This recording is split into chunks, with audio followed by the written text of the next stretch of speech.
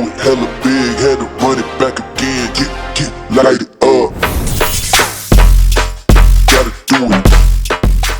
What's going on, everybody? And you are now rocking with the best podcast in Snap, the Marvel Snapcast podcast. You heard? Let's go. And we got a crazy show for y'all today. We got the Nightmare review. We got Dormammu review. We got Kid Omega discussion and review, of course, high voltage gameplay review. We got It's Guest Gaming's topic, and of course, comments from the last pod. I am your co-host, the top 5 best snappers in the world, Cino,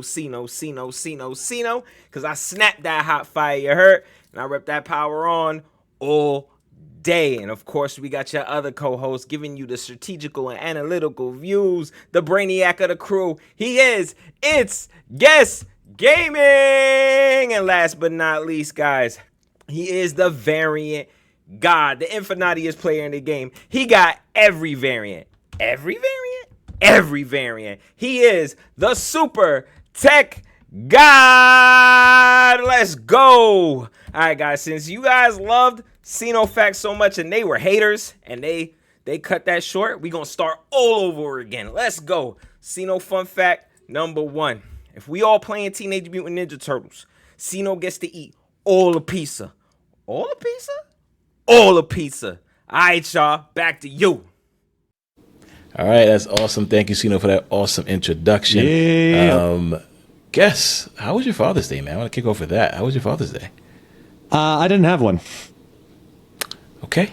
All right. Well, sorry for the sad news. No. Go ahead. Mine just isn't yet. So in Brazil, it is not in June.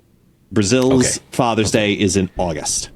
So August. Interesting. Yeah. All right. So mine is yet to happen, but it was a light recognition. You know, I called my dad up in New York and talked to him a couple of times, and just, you know, we had a nice peaceful Sunday. So for us, it was just Sunday. You know, I gotcha. Watch movies, hung out, relax, you know, nothing too crazy for the weekend. But I know, obviously, for most dads throughout the world, not all countries, but most dads like yourself, it was Father's Day. So why don't you tell me about yours? Because clearly it was, better than mine. Damn, but, you know. Jeez, man. Oh, man. I'm so sorry that you guys don't celebrate Father's Day. I'm sure you guys celebrate Mother's Day, but Father's Day? Oh, my goodness. Yeah. Just yet. I understood now. I get it now. But we have that funny conversation all the time where, you know, we talk about Mother's Day gets so much love over Father's Day, which Father's Day isn't upset. We're not mad at it, right? We acknowledge that because, you know, everybody loves their moms. We all love our moms, and, you know, but my Father's Day was awesome. Woke up to my daughter and my lady bringing me breakfast. They ordered and made breakfast, right? So 2 things combined. And then from there we went to Best Buy to pick up a controller for the Switch 2.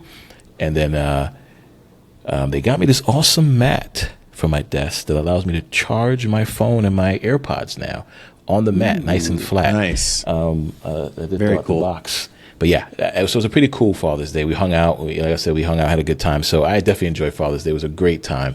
And I wish everybody watching as well enjoyed time with their father or being a father, because, again, Father's Day is an amazing time to spend with your loved ones. So I'm glad that the States were able to celebrate it, and Brazil will get it sooner or later. I don't know. When they eventually, get it. yes. Eventually, it is what it is. But nonetheless, talking about fathers out there, the new card that came out this week, I kind of fathered an idea that this card... I was like, how are you going to transition into this one? Like, speaking of fathers, nightmare. Right. Some fathers are a real nightmare now. I fathered the idea when we saw the video for Nightmare that I cannot wait to have a 620 Galactus just destroy my opponent, and then... guests mentioned that morning, like, we should definitely do like a giveaway to see who does it first. And we did have a winner. The winner did get their winnings. People ask, how could you gift somebody a battle pass? There are other ways to gift people things in Marvel Snap. So we were able to gift them that battle pass. But yes, Nightmare, the face you make. It's such a great feeling. And my Galactus Infinite or Galactonaut was against a Thanos on a space throne, nonetheless. So it was like a perfect for storm. 8, right? I think it's for 8 cubes. For 8 cubes, the best thing ever. And that Nightmare, that's what embodies everything about Nightmare. It is one of the most fun cards in Marvel Snap. It makes me remember why Marvel Snap is what it is and what got me into it in the first place. It's seeing the cool animations and enjoying playing the game and taking risks and chances to win 8 cubes, doing something as cool as that. And again, Nightmare for me still gets that diamond rating, even though I know the rating system is a little bit different. We're not rating based on fun. We're rating based on can it actually win you cubes. And I can safely say as of today, the Nightmare deck, not the one that you guys saw me post, I did a revamp of it, got me to Infinite last night. So I like Nightmare. It's still my diamond card of this season, and it's fun. You can win games, and I mean, I need more cards like it. Guess, how do you feel about Nightmare? I don't feel the same anymore.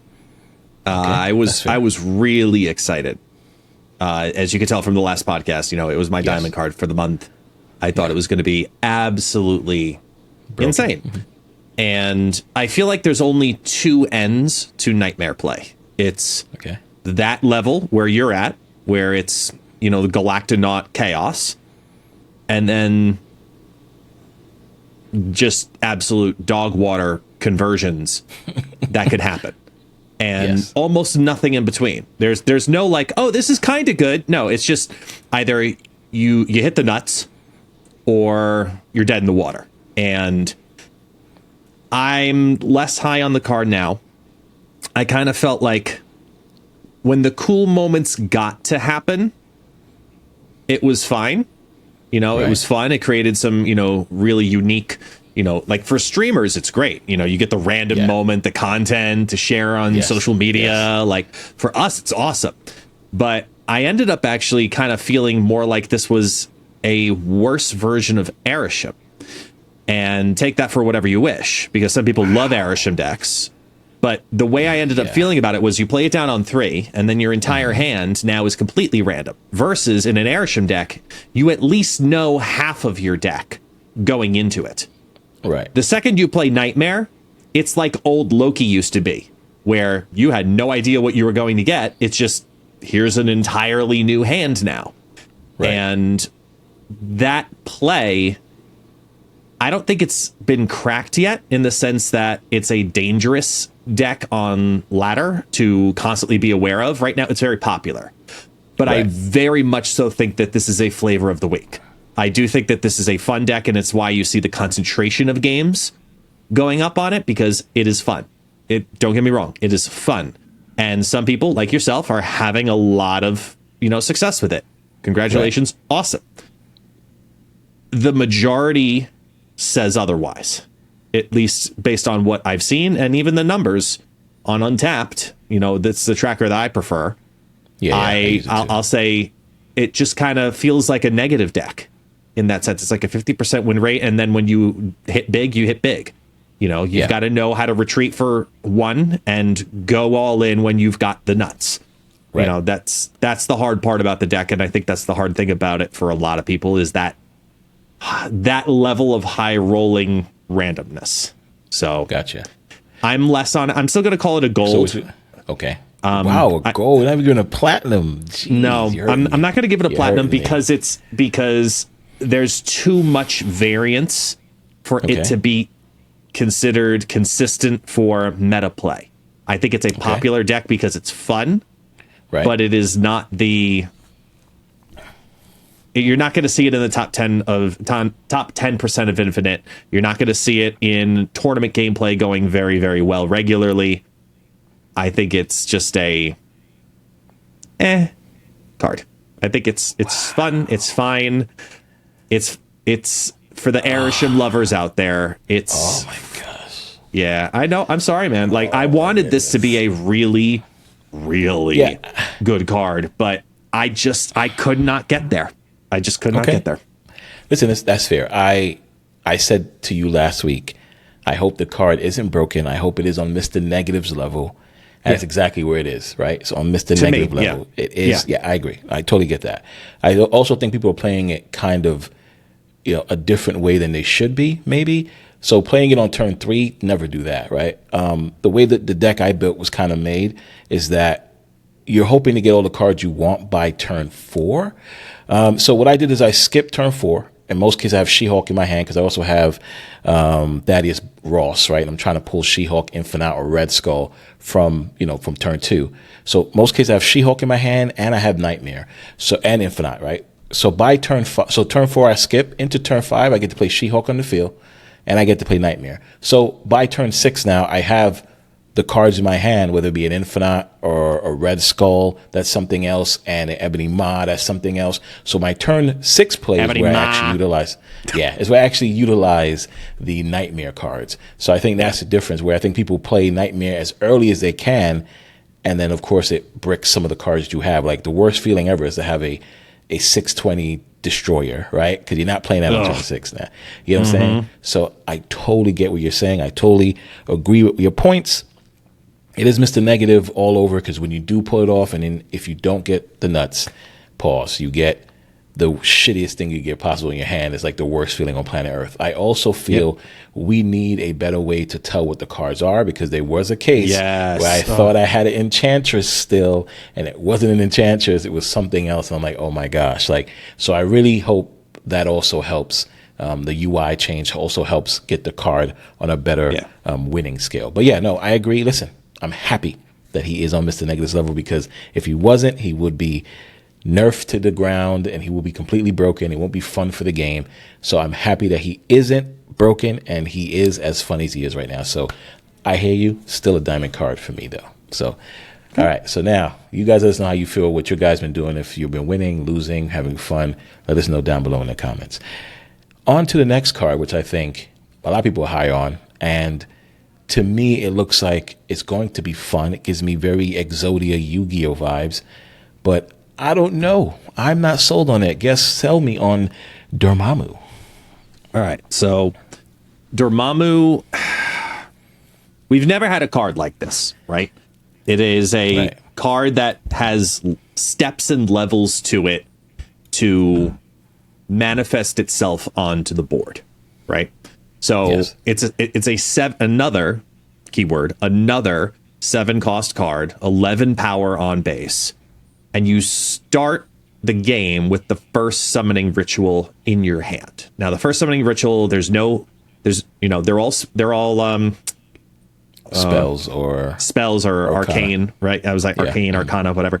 They're all spells, and the first one is a 0 cost, but you can't start doing the ritual of any kind until you have something destroyed on the board. It can be anything. Stop right there. So this card does not destroy the card. You need to destroy the card and then merge it with this card?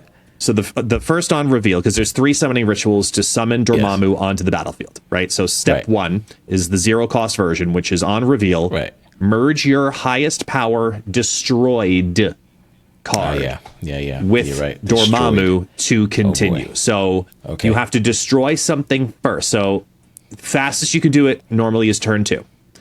So let's say you got the lucky draw and you pulled Nico in your opening hand with the draw 2 spell, destroy, draw 2. You play down anything that has to fully destroy. Right. So it can't be a X-23, Deadpool. It can't be a Wolverine, a Deadpool. It has to be something that actually goes to the graveyard. That card will then take its power and merge, just like a Hulkbuster does, into Dormammu wherever it is. So let's say it was, a Bucky. So it adds that 1 power to Dormammu in the deck. It's now a 7/12 in the deck somewhere. Not in the deck, just in the power of Dormammu itself. As soon as you play that first summoning ritual, you lost me again. So when I play this summoning ritual and it merges with, we're going to say Bucky, we have that 1 power. It doesn't stay on the board as 0/1. It goes into the ether waiting for Dormammu to be summoned. It goes to Dormammu automatically because it merges with Dormammu no matter where Dormammu is. Okay, I'm with you. So now he's a 7/12.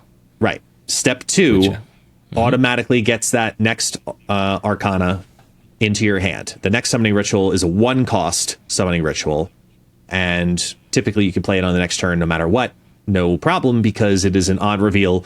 Dormammu steals 1 power from each card here to continue. So obviously maximum, if for some reason, turn 4, you've got 7 cards in the lane, 4 on your opponent's side, 3 on yours. Just like Laufey, steal 1 from everybody and throws it to Dormammu. Just Laufey is the easiest way to kind of translate that spell. Right. You're going to Laufey it, send it to Dormammu. Let's say it's maximum in that sense. You add 7. You got the one earlier from Bucky. That means Dormammu's now sitting in your deck as a 7/19 or in your hand as a 7/19.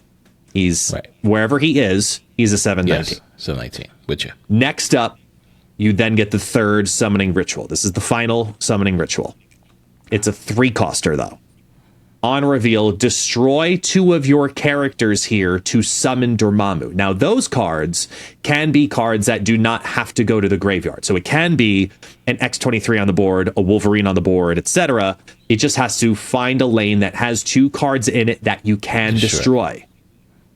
Destroy 2 of your characters here, and then boom, Dormammu will go to the board. So whatever's in that lane, play down the 3-cost summoning ritual, and now that 7/19, wherever it was, now goes down onto the board. So here's a question for you on that now. Dormammu, they say characters, so I know they're not talking about spells, because that's something you can't destroy a spell, right? Is tokens considered tokens, or are they considered characters as well? So those are considered characters. Okay, still characters. Okay, so we can destroy those too. Perfect.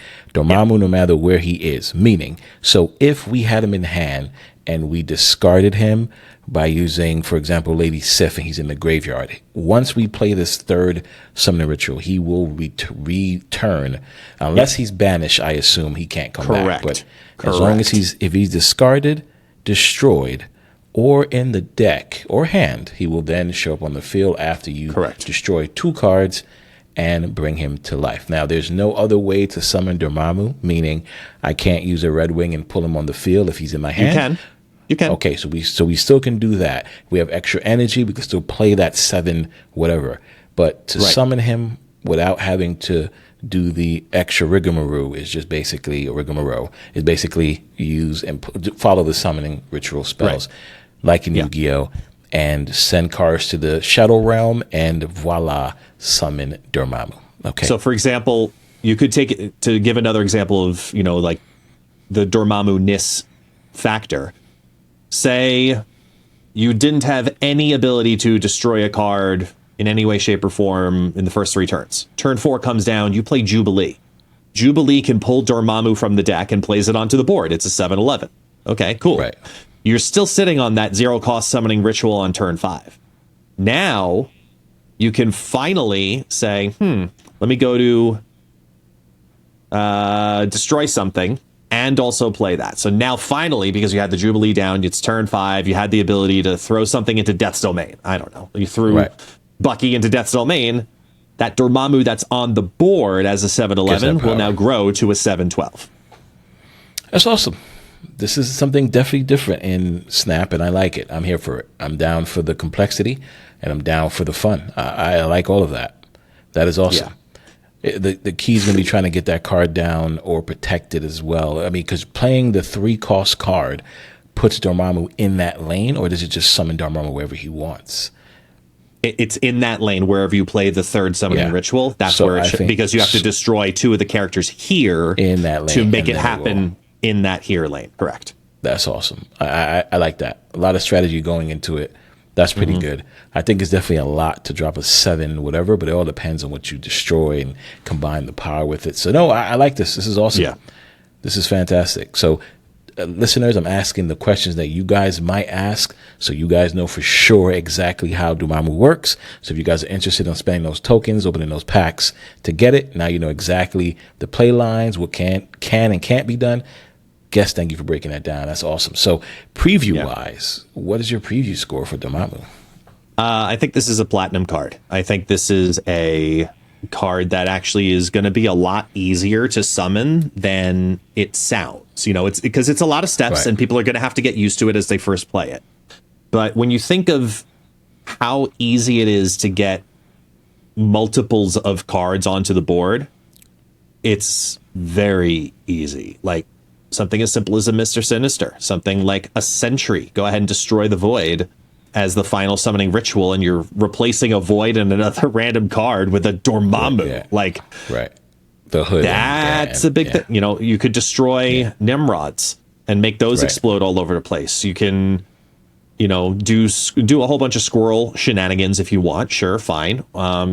There's so many different ways to make a Dormammu deck, but I think the most important thing is you're looking at cheap destroyers, and you're playing the deck almost, in my opinion, you're playing the deck like you play bounce decks and move decks. You typically want smaller cards in multitude to do all of the random things, right? So you're looking at your small destroy package, you know, your Killmonger, your squirrels, your et cetera, et cetera, et cetera. Like, you know, death obviously makes a lot of sense. Hoods, exactly. Cheaper is better for the most part with a Dormammu deck, because you have to have more cards on the board to steal power for the second summoning ritual. You have to destroy a card as soon as possible. So you need ammunition basically on the board. You need something. And then you still have to be able to play a 3-cost card to destroy 2 cards, which and will get him to go to the board. So in many ways, he can be a lane-winning scenario card. But I do think that with maybe a week's worth of testing, somebody's going to find the deck and go, oh, wow, this is insanely good. Like, I'm seeing Brood and Okoye being actually good cards with this. I'm seeing not just Destroy, you know, potentially be good cards with this. I think Destroy, obviously it has to have a Destroy package. Morgan Le Fay even makes honorable mention as like another alternate play line in case if you can't get the Dormammu final piece. Okay, well then just, you know, bring all that stuff back with more power, and then because they're all little cards, just make it rain. Like, play them out. Yep. I think there's some really cool things that can be done here. If you, and we'll talk about the whole Kid Omega synergy, you know, later on with him. If you're one of the people that ends up with Kid Omega, you know, there is a play with Kid Omega to make that work. That's true too. The short card. Yeah, because you play it down on 2, and just the next card you play, you activate it, and it destroys it. There it is. That's summoning. You know, boom. There's your summoning ritual, and you're starting the rhythm on turn 3. It's able to happen. I think there's going to be some really cheeky builds. I haven't sat down and fully like itemized everything on what I want to do with Dormammu, because as you know, I've got a reputation at this point. I got to figure out 8 different ways to get a Dormammu deck. Good luck with that. Well, I'm going to throw one in there for you that you should look at. Okay, I know it's please. Weird. I need the help.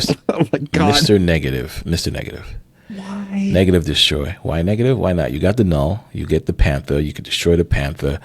Remember 0-1-3, right? So you could do a lot of crazy things and still play on that last turn the summoning ritual and the null, right? If you need to, the null. You could. I mean, listen. You need extra stuff to do. I figure, why not? I mean, he's a 11-7, right? So when you invert him, he's a 6-7. So just again, destroy enough big cards that when you do summon him on that final turn, he still is a big number. He's still in the 720s, a 7 whatever. That's what my thought process. I mean, if you want to try something different, right? Because when you invert him, before you play, we know you play negative first, right? So you play negative on 3, sorry. Dormammu now is inverted. So when you destroy a card, it goes to the 7th side. It doesn't go to the 11th side. It doesn't go to the cost. It goes to the power. So so that's why my head's at. Negative on 3, start destroying stuff on 4, play your other thing on 5, the 1 cost to steal the power, and then on turn 6, you can drop down your null in one lane and play the summoning ritual in another lane. So now you have cards that was destroyed. God. Listen, why not? I hear what you. I listen. I get you, but you said you need to make 8 decks. Oh my God, I know. Put a difficult negative deck in there. That's what I'm saying. I don't think you've got me thinking of like Zola-ing the summoned Dormammu. Like, right, exactly. My God. That is my point. That's what I'm saying. Something in that realm. But in reality, I think this is going to be a great destroy deck with the hood, like we mentioned, because on the last turn, you could play the demon, you could play death, and you could play the summoning ritual and bring power to a lane, right? So does Dormammu do for destroy what Bullseye does for discard? Chat, you guys answer that too. No, I don't think it does the same thing as Bullseye. Okay. I think because I think that's the wrong way to look at it. I think Bullseye helped bring the MODOK deck up to a competitive level. Okay. All the other pieces were there. It was less consistent before that. But MODOK made more of a splash for the discard deck than Bullseye did. MODOK brought it from a D deck to a B deck, and then Bullseye brought it from a B deck to an A deck, right? Right.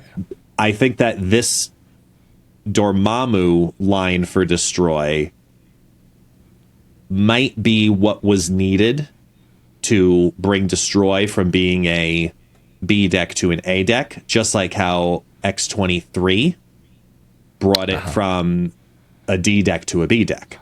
I think once X-23 came, that was much more of an impactful card. I think Dormammu is a variation card. It's another way to do the deck. Right. Like, but it doesn't take it to another level. I understand. Because X-23 definitely did make a big splash for Destroy. So I totally get your point. So Clay, however they pronounce it, I know they chat definitely pronounced it correctly for us. When this card coming out? This card's coming out at the end of the following week. No, okay, just next make week. sure. Cause next week. So Dormammu's the last card?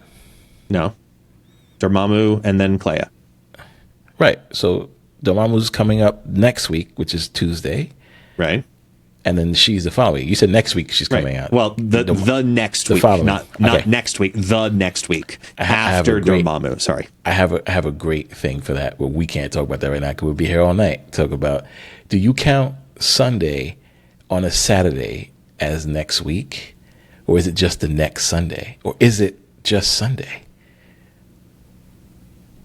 Yeah, I'm telling you, this is the conversations I have when we're drinking and not drinking. Just sit back and talking. And people are like, you guys are drunk? Like, we're not drunk. We're having a real serious conversation. Like, is Sunday, the day after Saturday, considered next week? Is it next Sunday? Is Monday next week? Or even Tuesday next week? Or is it just the next Monday? Or is it just Monday? Like, those are the questions. But we're not going to talk about that, chat. So let's dive into another very frustrating conversation, and that is about Kid Omega. Oh boy, here we go. Guess you, my friend, have put out a 50-minute rant. I mean, a whole podcast rant on Kid Omega and the madness that it brought to High Voltage, Overdrive, and the Second Dinner staff and what they have to go through currently.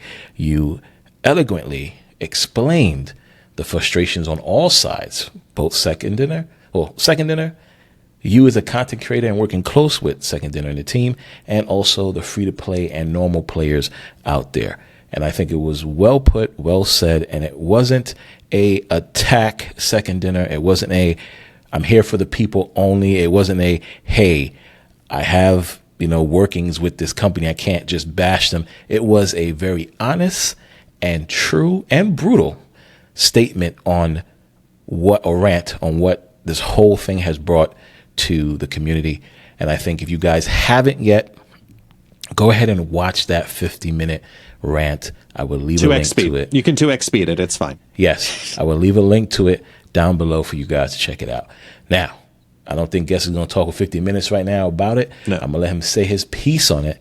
I'm going to say my piece first because we already know Guess is going to make it do what it do. So, Kid Omega, I did not get the card.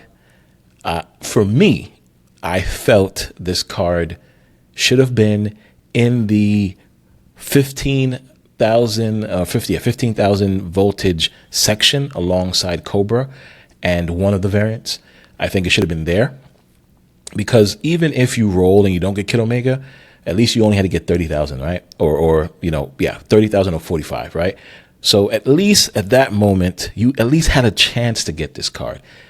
Putting it at 50,000 is bananas. It is ridiculous because even if you had to use gold, it's more than $100, and that's ridiculous for a card that I think is a good card. I think is a great card, but I think Second Dinner, knowing that this card was going to be as great or wanted as it is, to put it behind that huge paywall, I think is crazy. To think that the people had to play the game for a ungodly amount of time and then have to go put in their additional resources, I don't think that was fair. I don't think the team thought that whole process through.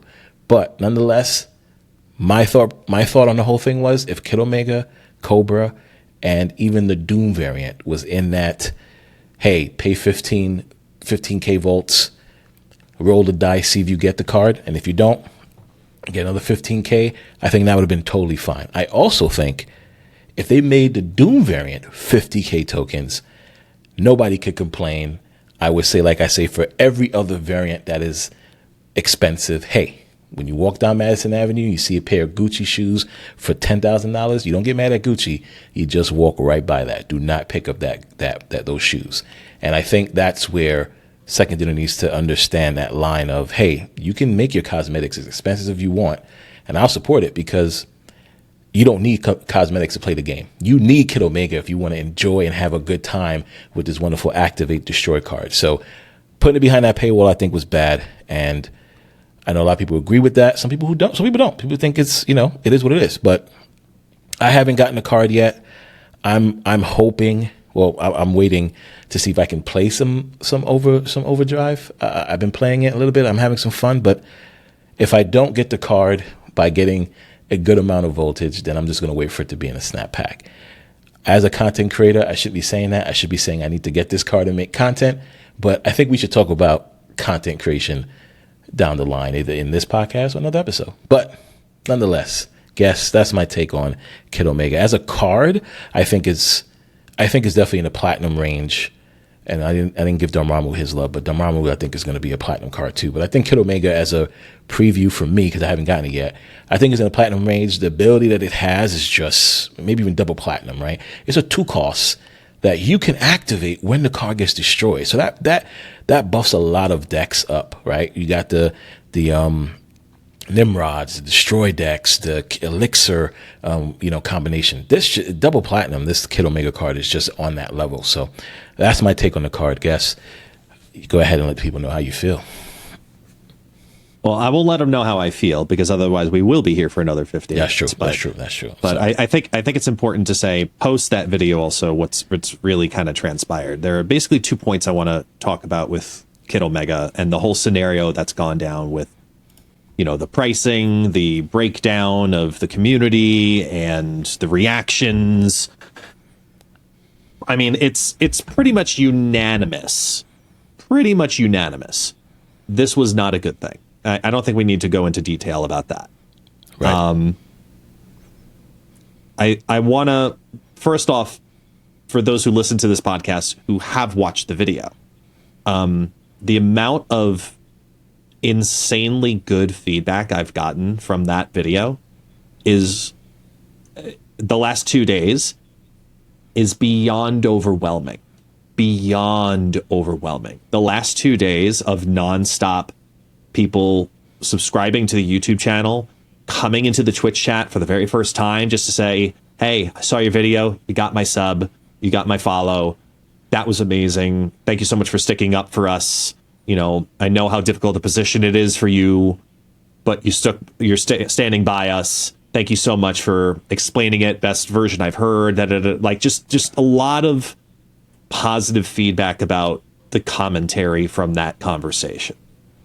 And I do think that it has made an impact in its own little small way on the community because it is opening people up to conversation, and it is opening, instead of just ranting and raving, it is creating more conversation about what happened and also trying to give a little bit of a behind the scenes look of this is how a game is made, or these are how decisions are made, or I've spent more time explaining that over the last 2 days, I want to say, than anything else.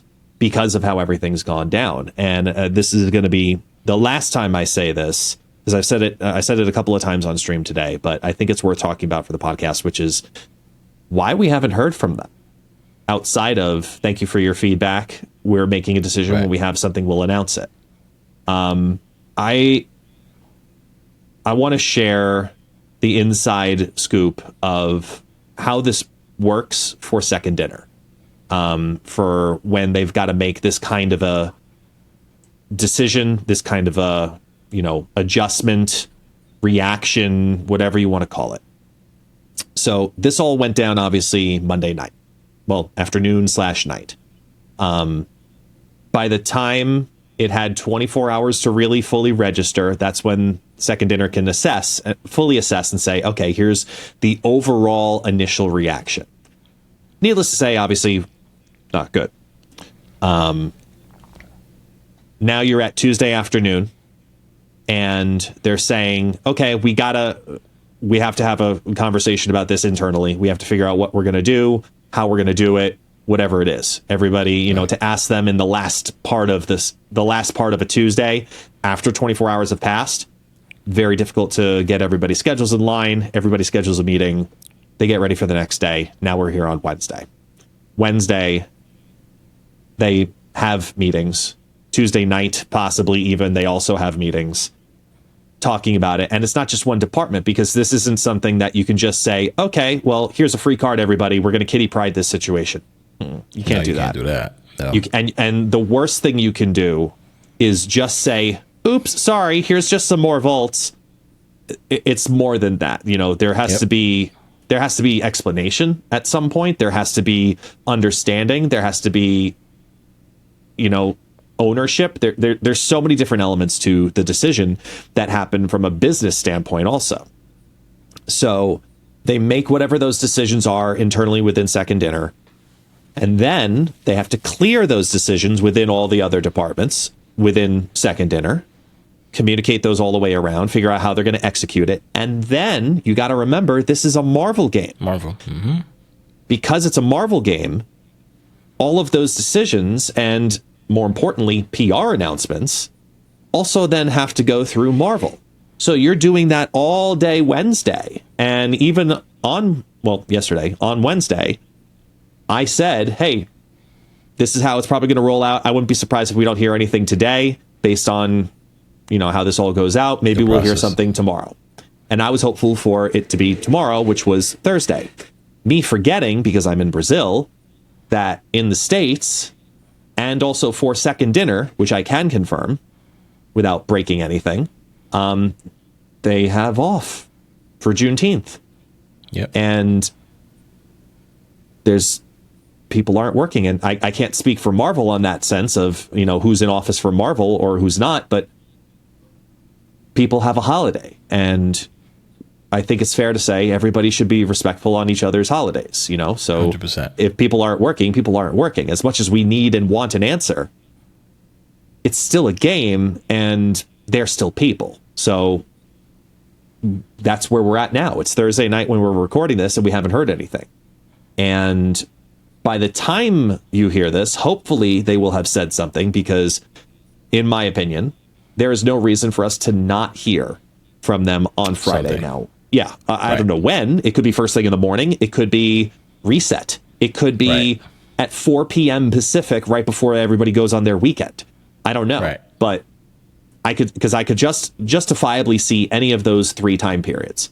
But I would expect to hear something tomorrow.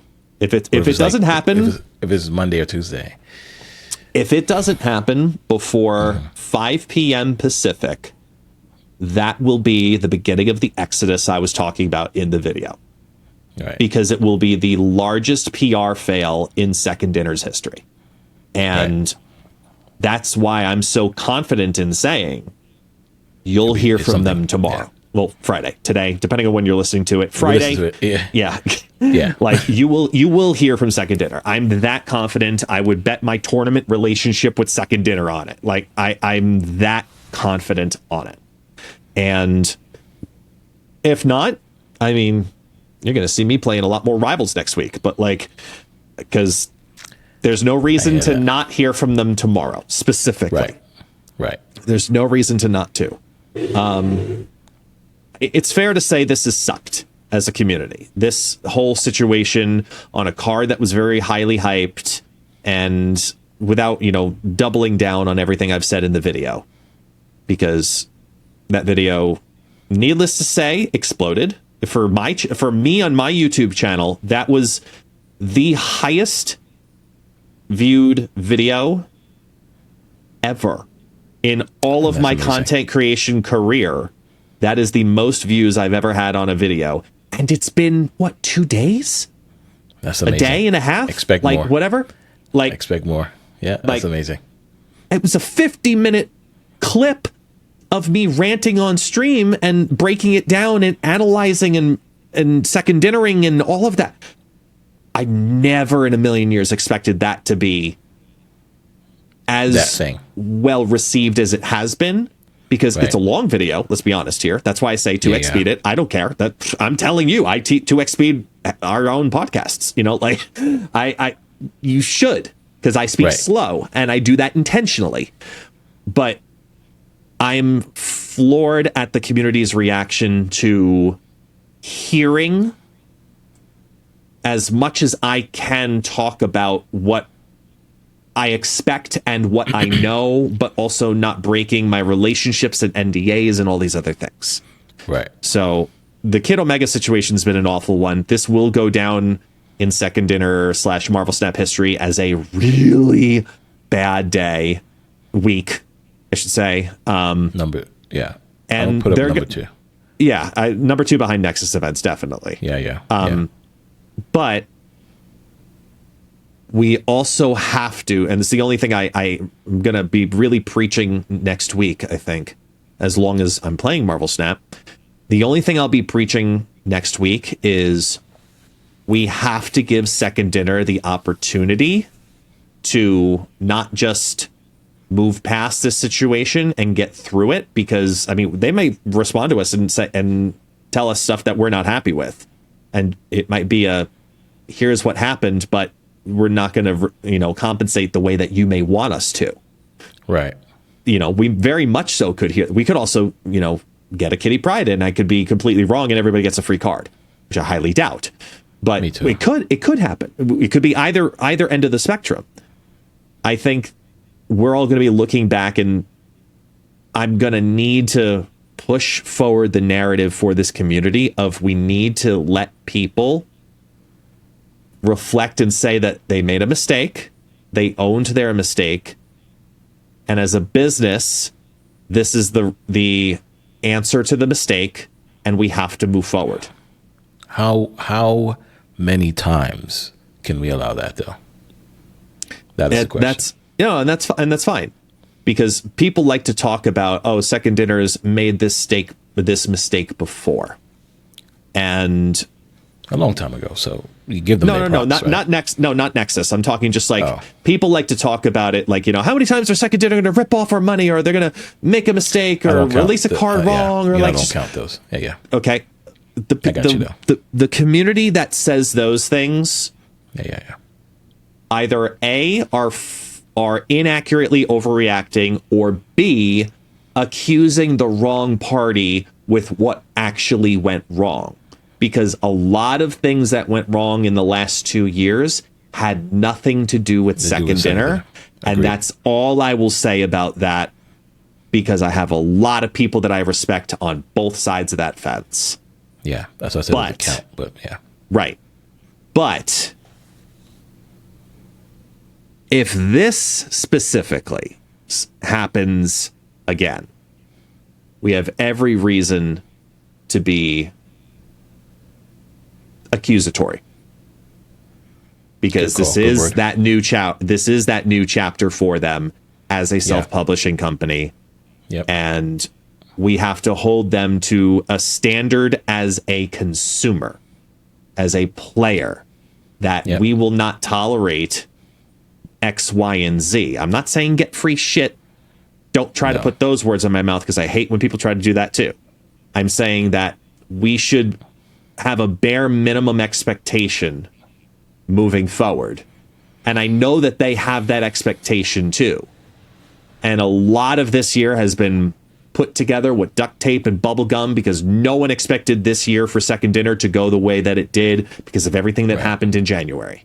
No one expected them to be on this journey this fast and still producing an entire game. Yeah. The amount of overtime, the amount of stretched thinness happening to make make the game be the game that it is today, is insane. Absolutely insane. Do you think they should disclose some more of that information to the community, so the community understands where they're coming from in the sense of? I don't.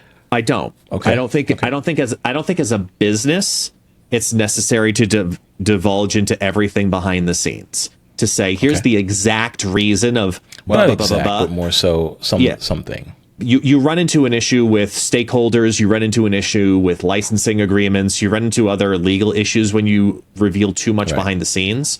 Correct. But either way, your actions will always speak louder than your words. So if you're Second Dinner, what you do from here on out will make more of an impact than an announcement explaining what happened in full detail.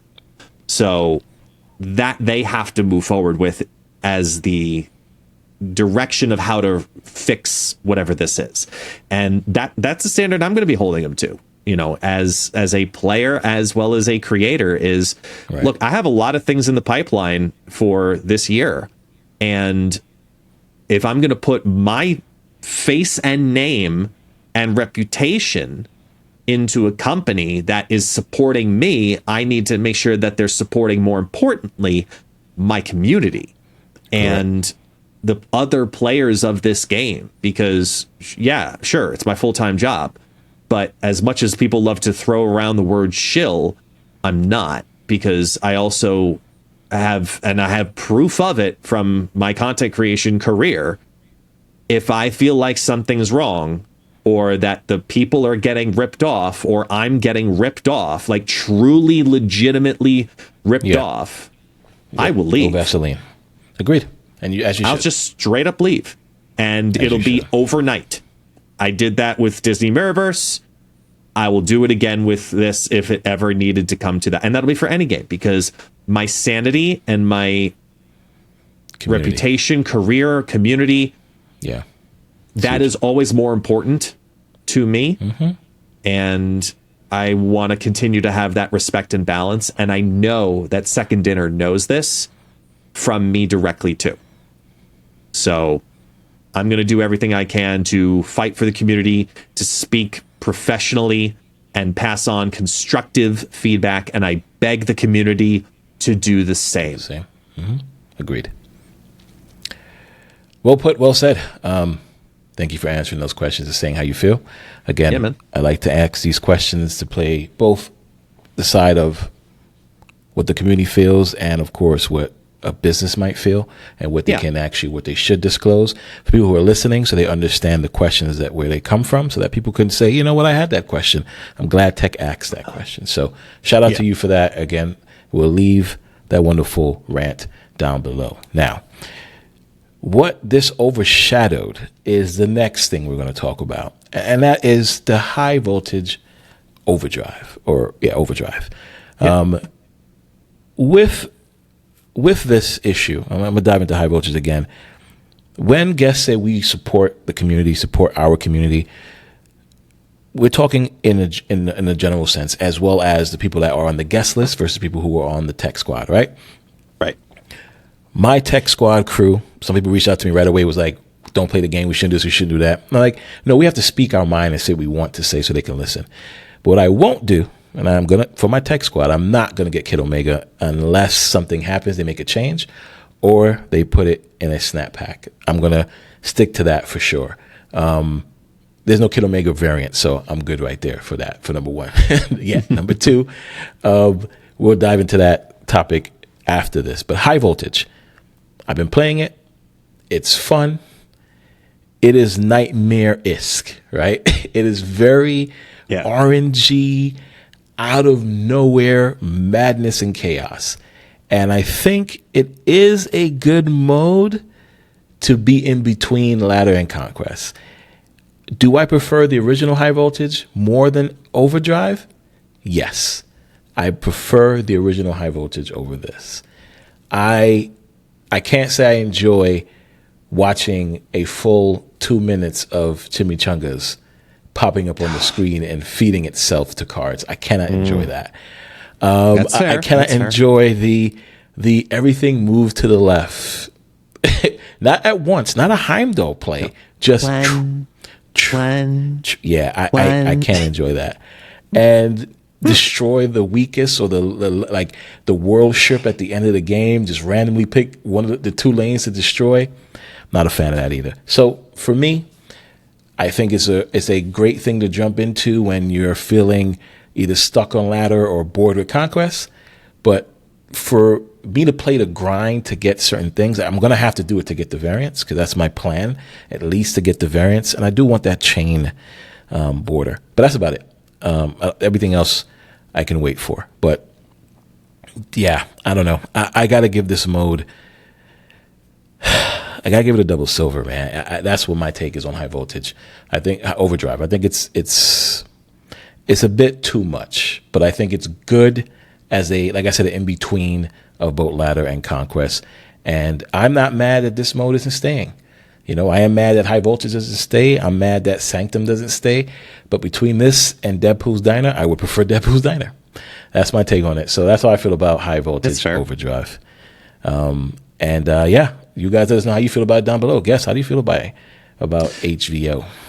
So the actual game mode itself, I feel like this feels like the alpha version of what the game mode is going to potentially evolve into.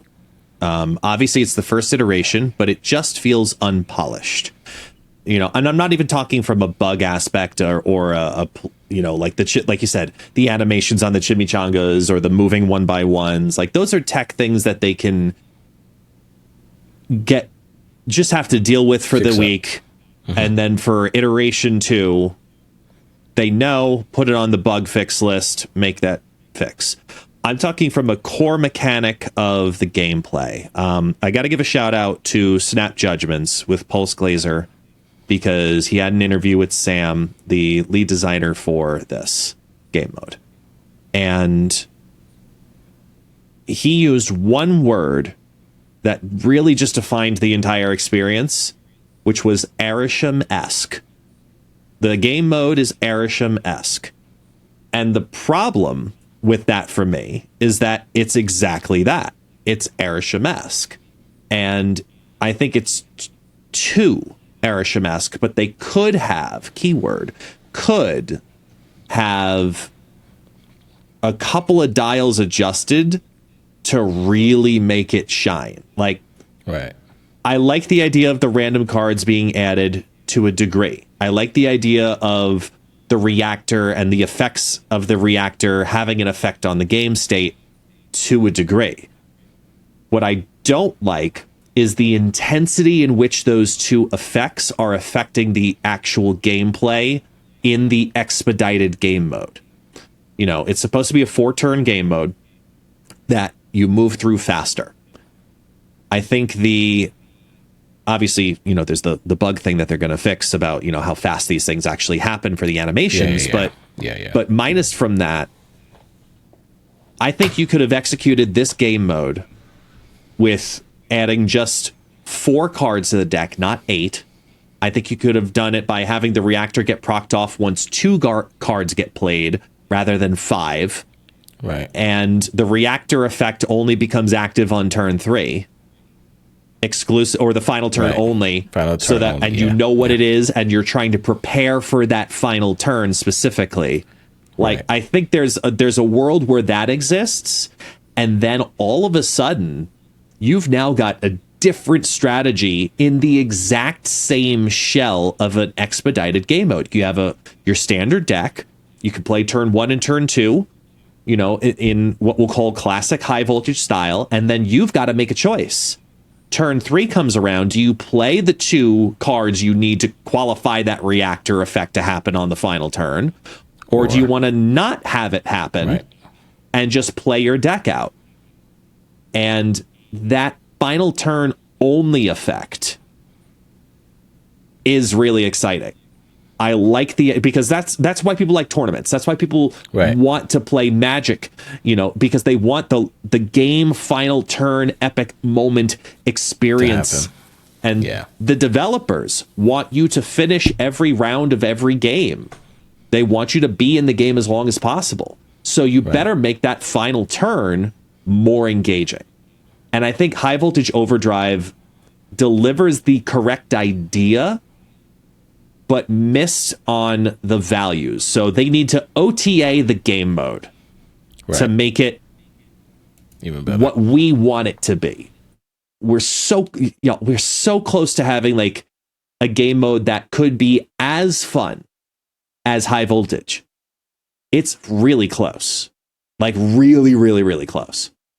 But it just needs a couple of dials up, down, increase this, decrease this, and it would be 10 times better. But it is at the moment way too random, way too dramatic of a game board state effect variance.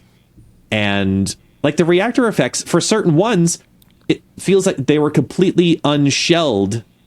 Sorry, that's not the word I'm looking for. They're completely untested?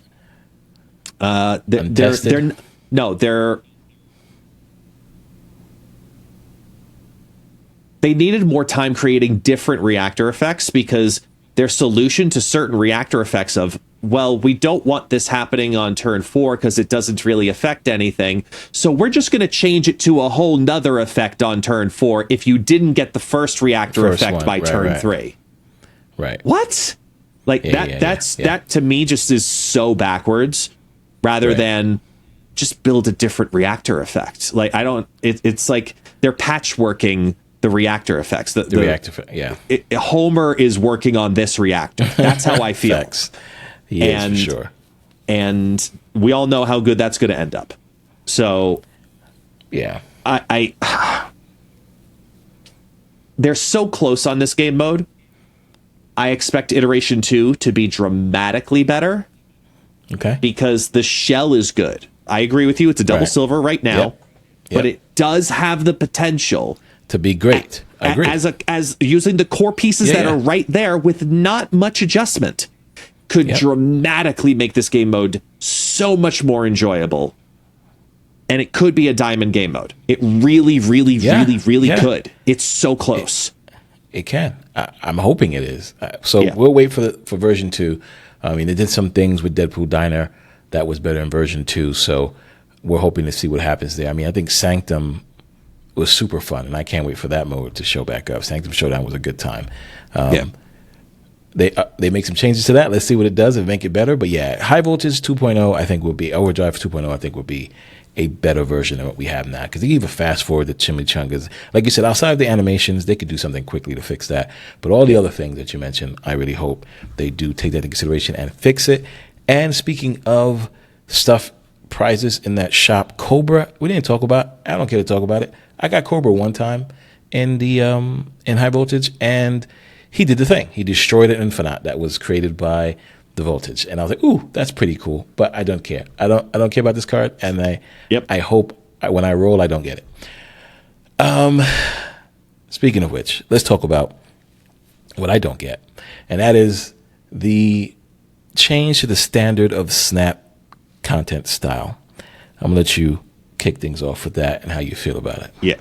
I know you don't get it. So we were talking about creating topics for today's podcast. I even asked my chat today, I want to look for some creative content topics, and it got me literally thinking on the idea of, well, that actually itself is its own unique topic, not creating topics to talk about, but the idea that as a group of creators, not just you and I, but like as Marvel Snap creators, I think we're getting back into that same rut again. And I've talked about this in monologue videos before, where we're getting into that rut again of, okay, new card comes out, here's the deck guide of my build, here's some gameplay, an OTA's here, here's my thought on the OTA. That rhythm is actually really not conducive to new players. It's not conducive to sustainability and interest of the current market. And as a creator, it puts me in a weird place because I love, obviously you guys know, I love creating content. I love, streaming. I love talking with the community, but there's only so many copy and pastes, I guess we can call it, that we can do.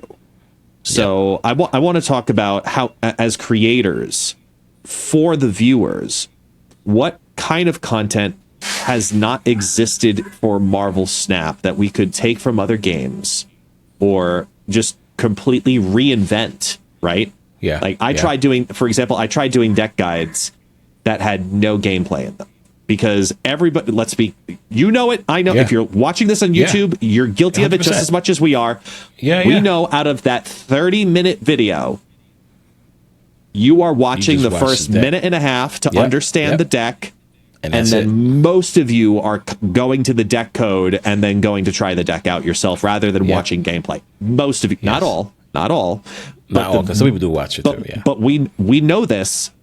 Yeah. For a fact, we have the YouTube metrics to show it and prove it. So, for example, I tried doing content that just was, let me talk about the deck. I'll tell you everything you need to know in 2 to 3 minutes. Go have fun. And left it at that. Content bombed. And it didn't work.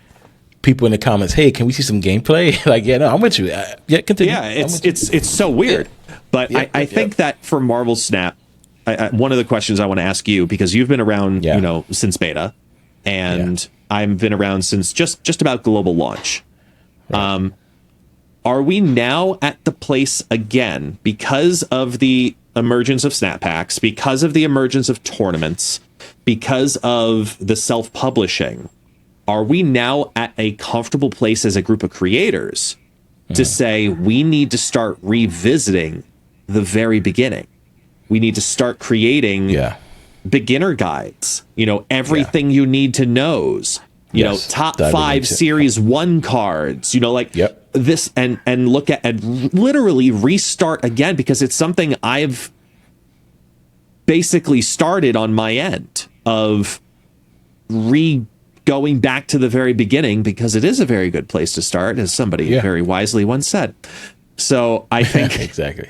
I think that me personally, I'm ready to start making that journey and reaching out to the community that does not exist, and building more of the Snap community by not building not stealing from other Snap communities. We're now at a point where we need to grow our community, and I think that's the way to go. So, am I off base? No. So let's talk about that, because it's funny. Even this is the topic. Not my dad makes my thumbnails, as you guys may or may not know. I do say it all the time. And he makes thumbnails for every card that comes out. And as you guys see, I don't make a video for every card that comes out. And it's not that I don't have a deck, I don't have a video. I just feel the same way you feel. I feel like we do the same thing. It gets real repetitive. It's not entertaining to me. And if it's not entertaining to me, I don't think you guys are going to be entertained by it either. My thought process as of right now was, okay, I know for sure I'm going to be doing 3 videos, or 2 videos for sure. The podcast and the variant video every week, right? Even the variant video, I felt had to do something different. That's why I introduced the gallery and the, that type of thing. Because again, of just sitting at your desk and looking at a website, looking at variants, everybody does it. It's not entertaining. It's not the same. It's the same. So I wanted something different. So to your question, I thought about that. Do we go back and try something else? Do we look at different styles and concepts? I looked at different games. I looked at Yu-Gi-Oh! There's some Yu-Gi-Oh! Content that I watch where they do the same thing. They don't show gameplay. They just show nice, shiny cards and what they go good with and what builds a deck. And then they put that video out and it gets views. So I said, even that makes sense. I looked at Nightmare, for example. The clip I did with the Galactus.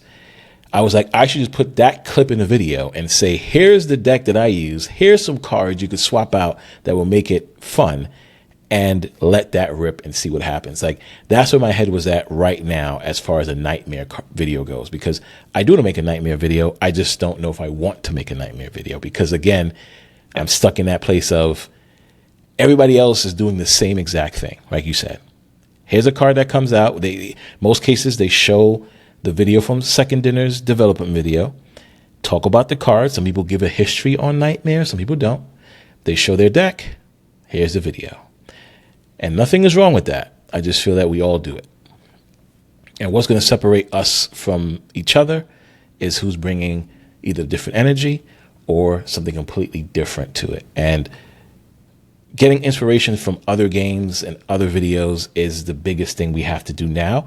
But as you stated, the best thing you said was, with the snap packs, with the new tournament modes coming in, or the new tournaments coming in, we need to grab that group of new people that want to play the game but don't know where to start. And there is no beginner's guide besides the ones from 2022. So I think now is a great time to do so. The question becomes again, how do you do those videos? Yep. Right? Do you talk about the cards, show the decks, make a video of the cards? Like, you see, that's where I'm stuck, because now it puts me in a place where I'm like, now I just want to stream the game now. I just want to stream the game and have clips and put it up, and like, here's the clip from last night. If you want to watch the full stream, watch the full stream. Like, it makes me not want to dive too much into making deck videos, even though that's the best thing on the channel. When I put a deck video out that does great, that's what pops off. But it's like, again, I don't know. It's a very tricky place to be in. And I know I did a whole long around the world to answer your question. Yes, you're right. It is that time. It is that time to reinvent something when it comes to making content for a game that should be done while you're sitting on the toilet. 3 minutes, I think, etc. Yeah, I think that, and my inspiration, honestly, for really thinking about it, because it's been a conversation, internal conversation, we'll call it, this week for me. And it all happened in the last 24 hours because I've been watching what happened with the Kid Omega video. And this all sparked as a thought in my head over the last 24 hours because I went back to see, wow, this video is performing really well. What was my last really well performing video? And at the time, there was a Hitmonkey guide, and it was like the first one that ever, really kicked off. But my next best Snap video ever, outside of that one random deck guide, was a Series 3 tier list. Yeah, that makes really sense. Series, like, and it got me thinking, like, why Series 3? And this was like, granted, a while ago, but I, in 3 straight days, released a Series 3, a Series 4, and a Series 5 tier list. And the Series 3 one was the one that took off, not Series 4 and Series 5. Most people in that bucket. Yeah, and it's what sparked this conversation with myself to figure out because I've stopped creating YouTube content, and I haven't for months, really, minus random select things or commissioned projects. Right. Because I wasn't getting benefit out of it for me as a creator. The amount of time I would put into videos would be extensive at times, and it just ended up being almost like a waste. It wasn't worth it. So I started focusing on shorts, and then shorts hit or miss. Right, they're hit or miss, yeah. I'm now at the point as a creator where I feel like I'm ready to take the next professional step on how I create my content. Planning my streams a little differently, not just log in. Some days, let's be honest, some days we all just log in and play the game. Right, correct. That's it. And I need to be more organized with segments of my stream. Mm-hmm. To know that, okay, you know what, today I want to do this, and then later I could just take that as is and make a thumbnail content and put it up on YouTube. Mm-hmm. And then I can also take that and format a moment of that and turn it into a clip. And it sounds so simple, but as a creator, we get so distracted. Yes. And It's that, ooh, shiny thing, ooh, new thing, ooh, piece of news, ooh, new idea, ooh, collaboration, ooh, project. Like it's just, it sounds so much simpler than it actually is as a creator when you're so invested and also have your hand in so many cookie jars all at once. Yes. I'm constantly trying to find new things and trying to create new events and trying to, like, I'm working with people behind the scenes to try and find sponsorships for, you know, hosting my own events and doing my own things. And at the same time, the last thing I'm thinking about is, oh, I got to make a YouTube video. Mm-hmm. You know what I mean? Because YouTube videos get people to the live stream, and the live stream is the bread and butter of what I do. So as a creator, it's a weird place to be in. But outside of the beginners guides to Marvel Snap, how to get people to get into the world of Marvel Snap currently, part of my question is, how, as a consumer, should I be looking at Marvel Snap content, and what do I want out of it as a viewer? Because as a viewer, I've stopped watching most Marvel Snap content on YouTube. I stopped watching it for the exact same reason I stopped making it. It's just more often than not very boring. There are very few people I will go out of my way to go watch, because I very much appreciate the way they talk more than their actual, you know, video. It's not about production. It's about content, the content of what you put in there.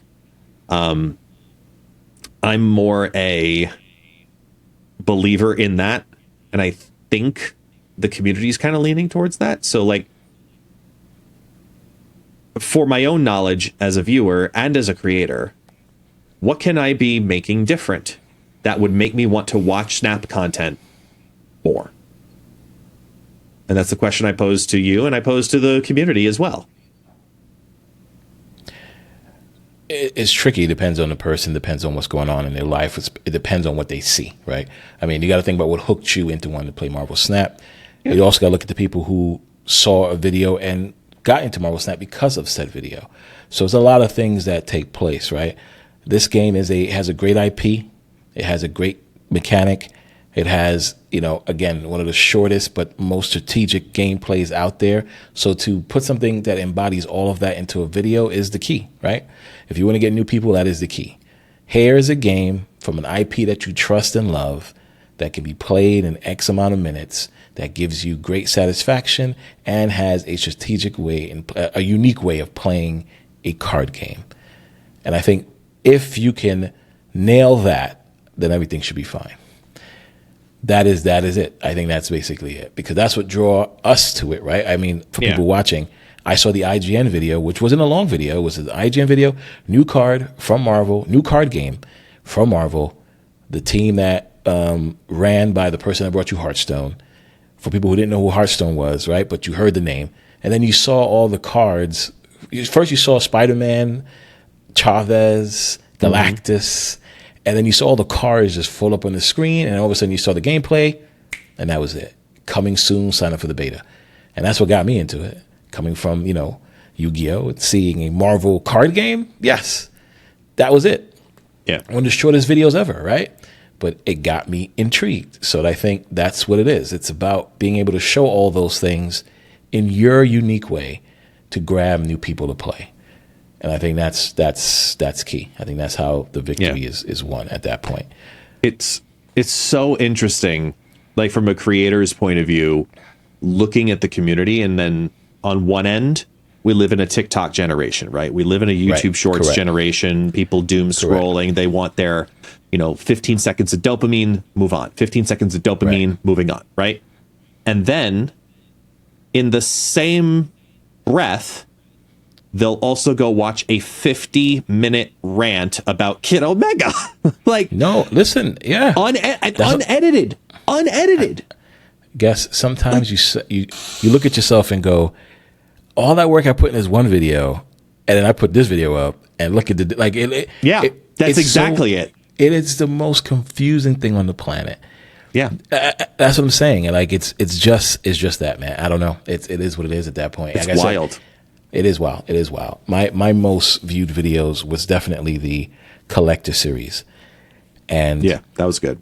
That was I a really haven't good done a series. collector. Yeah. I haven't done a collector episode in forever, and I know people are like, "Is it coming back? Is it coming back?" And I'm like you said, we get wrapped up in so many things that we're trying, that we are doing. Not even trying, that we are doing.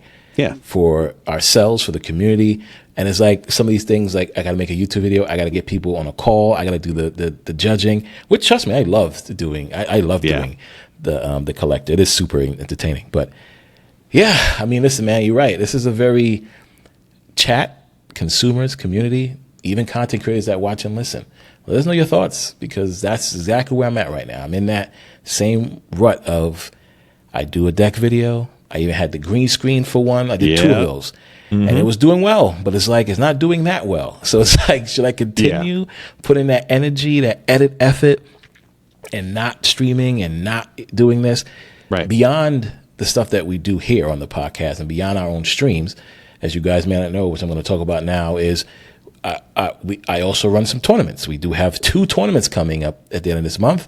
One of them being the Juneteenth Tournament of Power. So happy Juneteenth to all my people out there. We have that happening this Sunday.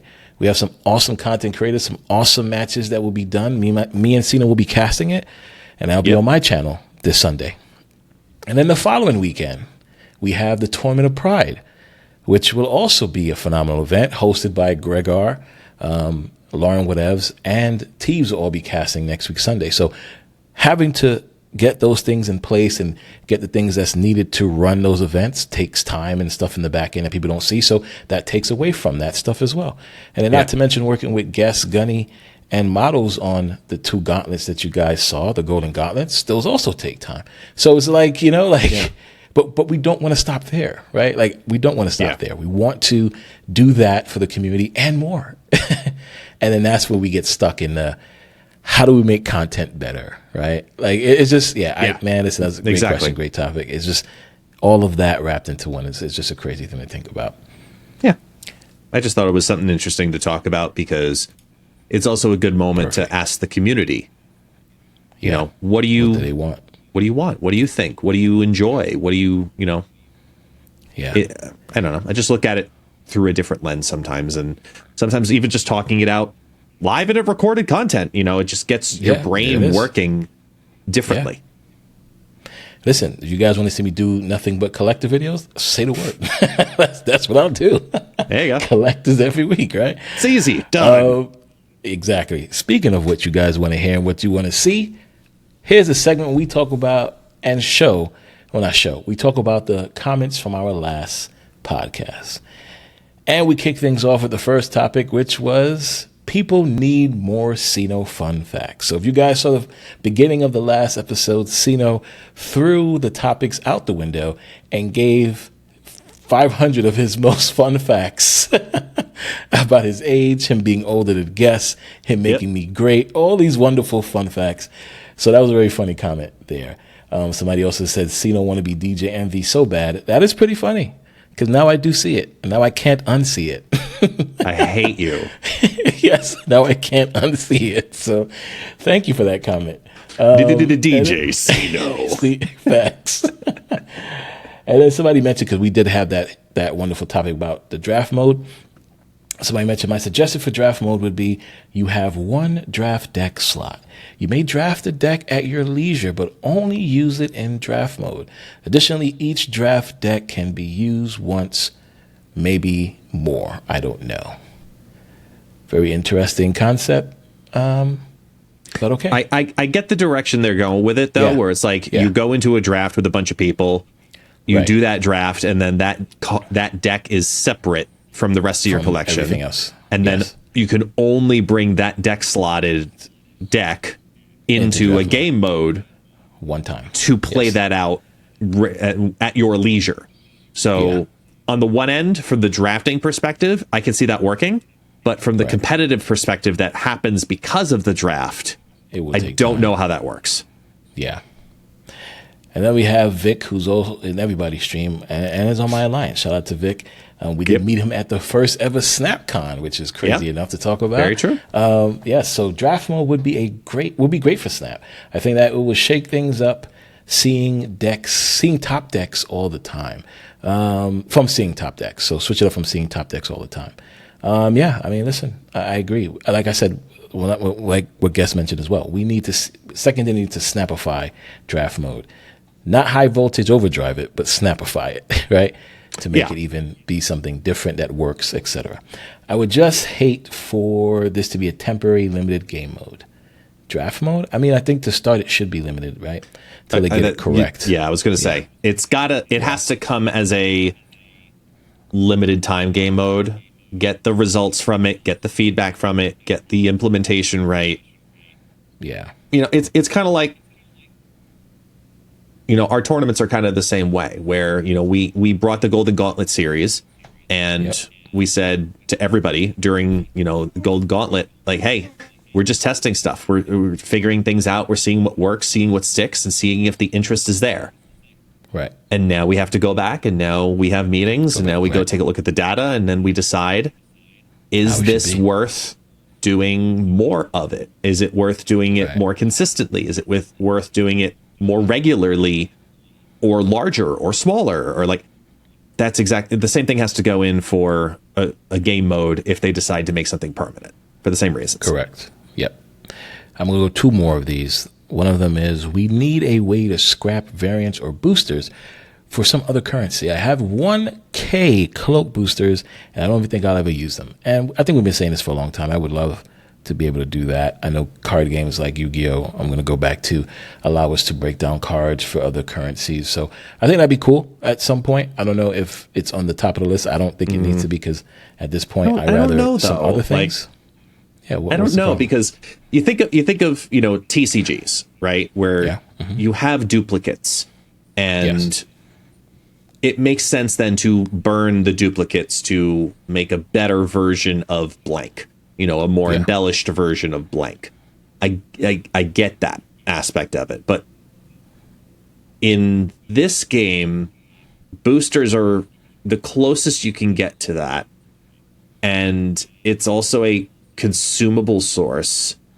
So if they were to do it, it would end up probably needing to be at an incredibly high rate. Oh yeah, for where, sure. You know, you'd have to justify like a 4-to-1 rate of, okay, well, I have 1,000 cloak boosters, but I really need one more split to finish my mastery track of Shang-Chi. Okay. Right. So you can convert 600 boosters there to turn it into 155 Shang-Chi boosters. Then maybe.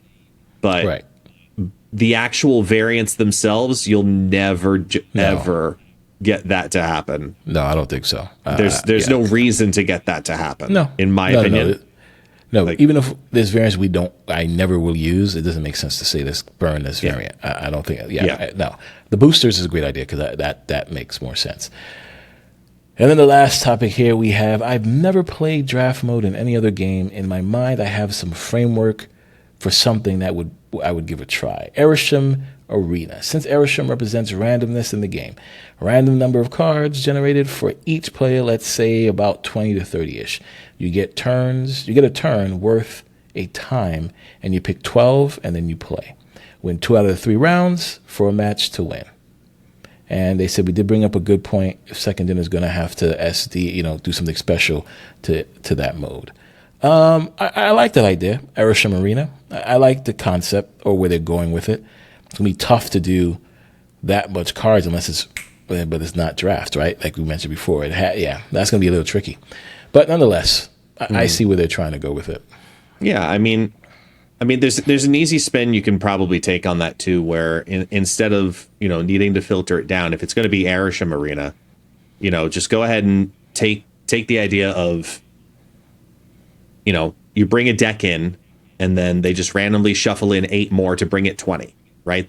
You end up with a 20 card deck, and then you get a bonus anytime you play one of those bonus cards. And then you only do it for 4 turns. That'd be awesome. It would be great. And then on top of that, you add on a fucking reactor, and you say, let's say high voltage. Yep, exactly. Oh man, there you go, guys. Airstream Arena is here to stay. High voltage overdrive, and there it is. Oh man, that was great, and that wraps up this wonderful episode.